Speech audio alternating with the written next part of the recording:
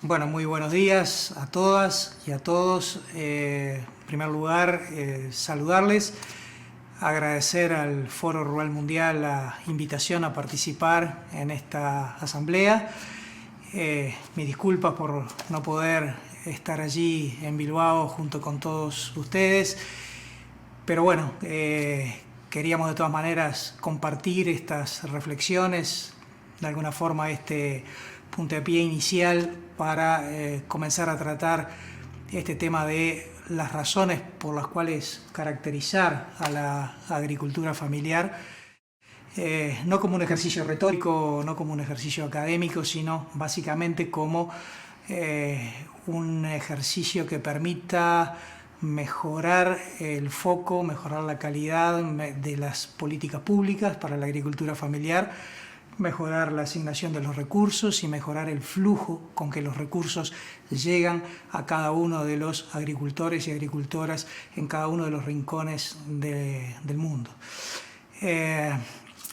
Esto que yo les voy a comentar de alguna manera está vinculado a un trabajo que hicimos con la FAO el año pasado, en 2014, el año de la agricultura familiar, que tuvo que ver con el funcionamiento de un grupo de trabajo integrado por expertos de los distintos continentes, de las distintas regiones del mundo, que cada uno aportó su punto de vista, su visión, su criterio y su conocimiento sobre cómo funciona la agricultura familiar como categoría socioeconómica, como conjunto socioeconómico de productores a nivel de los distintos contextos.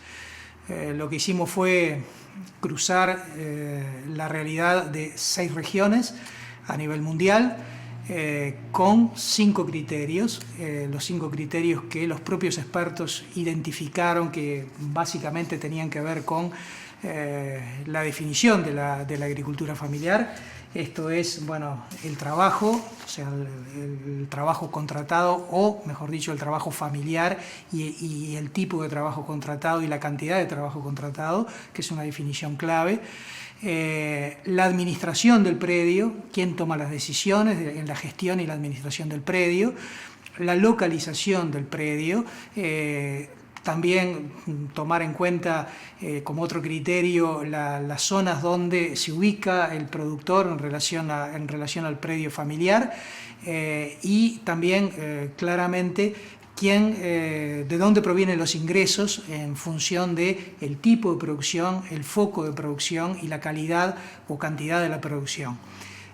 Básicamente los 5 criterios que fueron consensuados en las distintas regiones permiten dibujar un mapa inicial en donde aparece como un gran concepto paraguas de la agricultura familiar, donde se definen los criterios y después en cada región e incluso en cada subregión y a veces en cada país, a esos criterios se les superponen parámetros.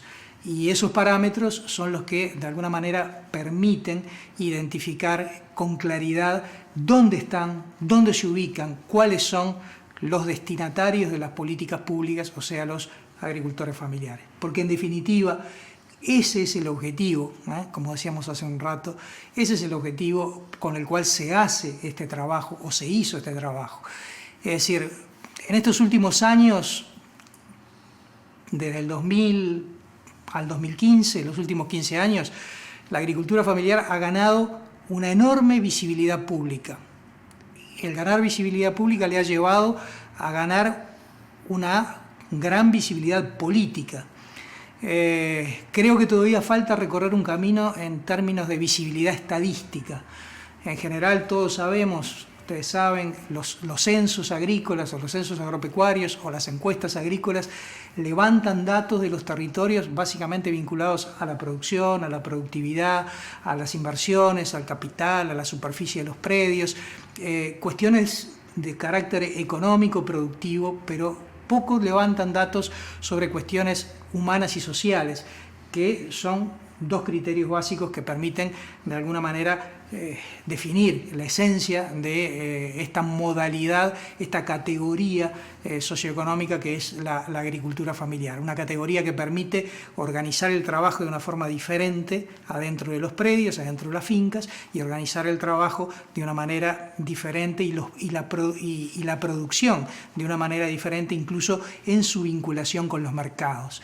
La relación de la autosuficiencia alimentaria, la relación con los mercados, ya sean estos porque el productor desarrolla un rubro de renta, o ya sea esto porque el grueso de la producción lo destina a autoconsumo y vende excedentes a nivel de los mercados locales, o ya sea esto porque integra cadenas de valor, o ya sea esto porque son productores familiares capaces de integrarse a programas nacionales de compras públicas dentro de las estrategias de seguridad alimentaria y nutricional. Todos estos elementos, de alguna manera, nos permiten decir que mediante una mejor visibilidad estadística vamos a lograr identificar dónde están los destinatarios de la política pública, quiénes son, qué características tienen. No hay nada peor que tratar a desiguales como iguales. ¿Qué quiero decir? Aplicar instrumentos homogéneos a poblaciones heterogéneas, y por lo tanto, cuando hablamos de políticas públicas diferenciadas, estamos hablando de políticas públicas focalizadas, y para poder focalizar esta categoría, este grupo de productores debe tener esa visibilidad estadística que hoy todavía tenemos que seguir construyendo. En ese sentido, entonces, decir de que evolucionó esta visibilidad de la agricultura familiar básicamente a partir de 3 fenómenos. En primer lugar, el cambio en los paradigmas. Hace 10 años atrás, agricultura familiar era sinónimo de pobre rural. Hoy no es sinónimo de pobre rural. La categoría de agricultura familiar es una categoría paraguas. Dentro de ella hay una heterogeneidad de productores, algunos capitalizados, otros semicapitalizados, otros productores con dificultades de acceso a los mercados, con inseguridades alimentarias. Hay recolectores, hay pastores, hay nómades, hay asalariados rurales, hay comunidades raciales o comunidades de pueblos originarios. Es decir, existe, al menos dentro de esa categoría, una serie de subcategorías, pero que pueden ser encontradas y localizadas en los territorios, porque, como decíamos recién, a los criterios le adosamos parámetros, y a esos parámetros se le puede dar valor, y a esos parámetros con valor unidos a los criterios es posible encontrarlos y recogerlos con los instrumentos de recolección de datos, tanto cuantitativo como cualitativamente se pueden dar a nivel de los territorios. Entonces, el otro fenómeno que permitió aumentar la visibilidad de la agricultura familiar fue, además de los cambios de paradigmas, el tema de las políticas públicas. Si estamos hablando de la década de los 90 o principios de los 2000, las políticas públicas todos sabemos que eran verticales, bajaban al territorio en forma vertical. Era la política para el café, la política para el cacao, la política para el trigo, la política para la lechería, la política para la soja, la política para la horticultura. Eran políticas de corte vertical, porque, ¿cuál era el objetivo? El objetivo era la productividad, el objetivo era la competitividad, el objetivo era cómo acceder a las demandas del mercado. Si hablamos de políticas públicas para la agricultura familiar, el centro, el objetivo de la política es el ser humano, es el agricultor, la agricultora, la familia rural, que es el centro de la política pública, que sí, claramente, como decíamos recién, ordena el trabajo y ordena la producción en su finca en función de sus necesidades de autoabastecimiento alimentario, de volcar al mercado sus excedentes y de, eventualmente, como no, llevar adelante cultivos de renta, insertarse en cadena de valor y ser proveedores del Estado en programas de compras públicas, por ejemplo. Pero el centro de la política ya no es más el rubro, ya no es más exclusivamente la productividad y la competitividad, sino que claramente es la familia rural, la familia que está detrás de esa producción. Entonces las políticas tienen que ser transversales. ¿Y qué pasa? Cuando las políticas son transversales. Obviamente que desde el punto de vista del funcionamiento del Estado, las políticas se complejizan porque ya no dependen de una sola institución, ya no dependen de un solo ministerio, ya no son políticas exclusivamente de los ministerios de Agricultura, porque si hablamos de bienes y servicios públicos, hablamos de infraestructura, hablamos de acceso al agua, hablamos de acceso a la salud, hablamos de acceso a la educación, hablamos de políticas que tienen que ver con el medio ambiente y el cambio climático, hablamos con servicios ambientales, hablamos con políticas de seguridad alimentaria y nutricional. Entonces vemos que empieza a construirse una matriz de políticas públicas que se refleja ¿dónde? Se refleja en los territorios. ¿A qué me lleva este comentario? Simplemente a decir de que si superponemos al territorio una matriz de políticas públicas, en ese territorio tenemos que tener claramente identificado los agricultores familiares, quiénes son, dónde están, qué características y qué tipologías tienen, qué necesidades tienen, qué demandas se plantean, cómo se transforman las necesidades en demandas, las demandas en programas y proyectos, los programas y proyectos en recursos y los recursos en inversiones que permitan mejorar la calidad de vida de ese sector de la población. Ustedes me pidieron, Austin me pidió y el Foro Rural Mundial me pidió que habláramos de caracterización de la agricultura familiar. Bueno, todo esto que he dicho hasta ahora es la fundamentación del por qué. ¿Por qué? No es un ejercicio académico, no es un ejercicio teórico, es un ejercicio práctico y eminentemente político, de decir y de identificar dónde están aquellos destinatarios de la política pública, para llegar mejor, para llegar oportunamente, para llegar con más y mejores recursos, para que los flujos de recursos lleguen en los momentos que son necesarios, tanto desde el punto de vista biológico de la producción como desde el punto de vista social de las necesidades de la familia. Entonces, fundamentamos que la tarea de caracterizar a la agricultura familiar, de aumentar su visibilidad estadística, la tarea de encontrar dónde están aquellos criterios y parámetros que nos permiten hablar de una gran categoría paraguas de agricultura familiar que sea tanto válido para el África subsahariana como para el norte de África, como para Latinoamérica y el Caribe, como para el Norte de América, como para Europa del Este, es decir, y para el Asia, implica que claramente eso nos va a permitir hacer más sustentables en el tiempo, hacer más permanentes las políticas, hacerlas más persistentes en el tiempo, las políticas que van dirigidas a este tipo de agricultor y agricultora. Simplemente este es el fundamento. ¿Con qué nos encontramos? Y bueno, como dijimos rápidamente hace unos minutos atrás, nos encontramos con que si ponemos criterios, si definimos parámetros, vamos a encontrar algunos agricultores familiares que claramente se relacionan fluidamente con los mercados, mercados de tierras, mercados de otros factores de producción, mercados de insumos, mercados de los productos. Son productores que en general integran cadenas de valor a partir de asociaciones, a partir de cooperativas, a partir de agrupamientos de economía solidaria y hacen parte de esas cadenas de valor, integran muchas veces también, son abastecedores del Estado e integran programas de compras públicas. Estamos hablando de una categoría de productores que si bien se autoabastecen de lo que produce el predio, generan a partir de las actividades del predio la liquidez necesaria en sus bolsillos para comprar servicios, para comprar productos más allá de la finca.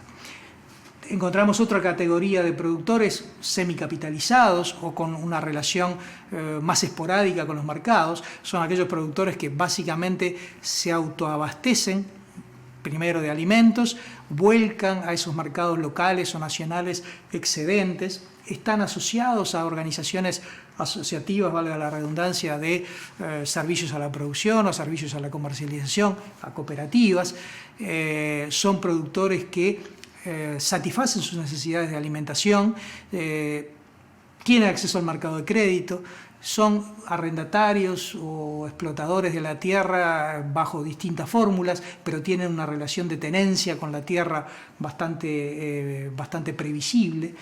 Son productores de una categoría, digamos, de semicapitalización. Tenemos otros productores que quizás ya tienen algunas dificultades de relacionamiento con los mercados, tienen dificultades de tenencia, acceso y tenencia a la tierra, dificultades de acceso al crédito, disponibilidad de alimentos, pero poca relación con los mercados, volcando los excedentes. Es como una tercera categoría donde ya empezamos a acercarnos al umbral problemático o al umbral de pobreza. Requieren algunas políticas públicas diferentes a los primeros, pero siguen siendo agricultores familiares que aportan a la construcción del producto, a la construcción del producto bruto local o el producto bruto territorial. Una cuarta categoría, que son aquellos productores que sí, claramente están bajo la línea de pobreza, tienen dificultades de acceso y de llenar, digamos, sus necesidades en materia de seguridad alimentaria y nutricional. Reciben muchas veces subsidios de los programas públicos por parte del Estado. Son productores que difícilmente acceden al mercado financiero, sí eventualmente al mercado de proveedores. Son productores de autosuficiencia, mejor dicho, de búsqueda de la autosuficiencia alimentaria, aunque decíamos que tienen carencias en ese sentido. Y que requieren del apoyo del Estado no solo en los aspectos productivos, sino básicamente en los aspectos sociales. Y después tenemos, como dijimos hace un rato, un cúmulo de productores que tienen que ver con otras formas de producción, como decíamos, pastores, recolectores, sociedades o grupos comunitarios, grupos que tienen que ver con integración interracial o pueblos originarios. Aparecen también ahí otra categoría de explotación de la tierra y de organización del trabajo y de organización de la producción y de relacionamiento con los mercados. Y finalmente, no porque sea una última categoría, sino simplemente porque la vamos a considerar ahora, los asalariados rurales. Asalariados rurales que hacen parte de la fuerza de desarrollo de los territorios rurales y que hacen parte muchas veces de la agricultura familiar porque tienen la doble condición. Son asalariados rurales y son agricultores familiares. Venden su fuerza de trabajo más allá de la finca, pero además trabajan en la finca y participan de la organización del trabajo al interior de la finca. A ver, estas categorías son una forma de encontrar a partir de los parámetros y a partir de la asignación de valores a esos parámetros distintos tipos de destinatarios de las políticas públicas para poder focalizar mejor esos recursos. Nos preparamos para ya vivimos, más que nos preparamos, ya vivimos el año posterior al año de la agricultura familiar y nos estamos preparando para los próximos 10 años después del año de la agricultura familiar. ¿Y qué diríamos? Y bueno, diríamos que finalmente lograr que todos los instrumentos que hacen a la recolección de datos a nivel de los territorios que utilizan los institutos de estadística, los organismos que hacen el seguimiento estadístico de las economías y del desarrollo económico y social de los países, incorporen en sus instrumentos de colección de datos, censos agropecuarios, censos agrícolas, encuestas agrícolas, elementos de carácter cuanti y cualitativo que permitan identificar con claridad el sector de la agricultura familiar para dirigir mejor la política pública en ese sentido. ¿Qué más nos hace falta? Nos hace falta una agricultura familiar resistente y persistente. Hay nubarrones en los escenarios económicos, en los escenarios comerciales, en los escenarios políticos, en los escenarios de gobernabilidad política en las distintas regiones.